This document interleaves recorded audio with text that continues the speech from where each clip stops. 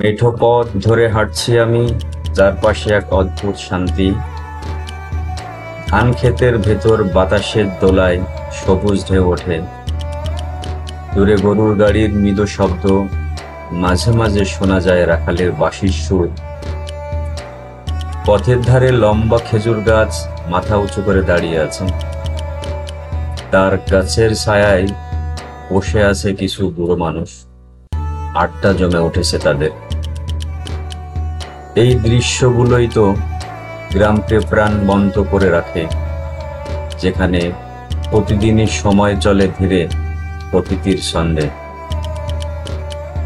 পাশেই মাঠে খেলছে বাচ্চারা, তাদের হাসির শব্দ যেন বাতাসে ভরিয়ে দিচ্ছে। কিশোরদের ফুটবলের টপ টপ শব্দ, বলের সাথে উঠেছে ধুলো। তবু সেই ধুলোতেও লুকিয়ে আছে আনন্দ। আকাশে রঙিন রংধনু ঝিলমিলি রোদ ধুলোয় মিশে তৈরি করছে সোনালি আভা। পাশের কাঁচা রাস্তা দিয়ে কয়েকজন নারী মাথায় কলস নিয়ে যাচ্ছে পুকুর ঘাটে। তাদের হাঁটার ছন্দ, কথাবার্তা সবই যেন এক অন্যরকম সঙ্গীত। দূরে নদীর ঘাট থেকে ভেসে আসছে তাদের গানের সুর। কেউ হয়তো খেয়াঘাটে বসে বিষাদ মাখা বাউল গান তুলছে। এই দৃশ্যগুলো মনে করিয়ে দেয়, গ্রামের প্রতিটি দিন আসলে এক একটা উৎসব। রাস্তার ধারে ছোট টং দোকান, চায়ের কাপে ধোঁয়ায় উঠছে কয়েকজন ভদ্রলোক, খেজুর গুড়ের চায়ে চুমুক দিচ্ছে। কাছেই বাঁশবাগানের ভেতর থেকে শোনা যায় পাখির ডাক। মাঝে মাঝে ঝিরঝির বাতাসে বাঁশের পাতায় মৃদু শব্দ। গরুর পাল ফেরে মাঠ থেকে, গরুগুলোর গলায় ঘণ্টা ধ্বনি মিলিয়ে যায় বিকালের হাওয়ায়। শোনা যায় দূরের আজানের সুর, যা পুরো গ্রামের সন্ধ্যাকে আরো শান্ত করে তোলে।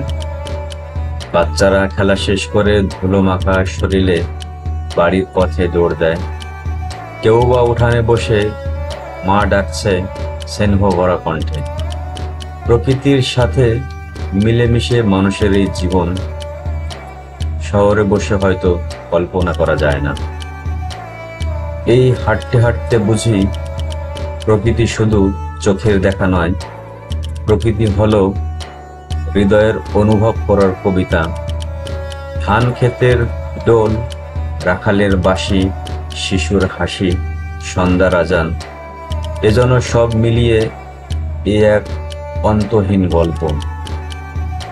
প্রকৃতি আমাদের শেখায় ধৈর্য, শান্তি আর ভালোবাসা।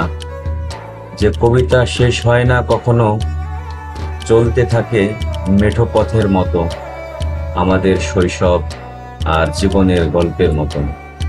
বন্ধুরা, যদি ভালো লেগে থাকে, একদিন গ্রামে গিয়ে এই প্রকৃতিকে অনুভব করে আসুন, কারণ গ্রামেই আমাদের আসল শিকড় এবং প্রকৃতি আমাদের সত্যিকার আশ্রয়। সবাই ভালো থাকবেন। আসসালামু আলাইকুম।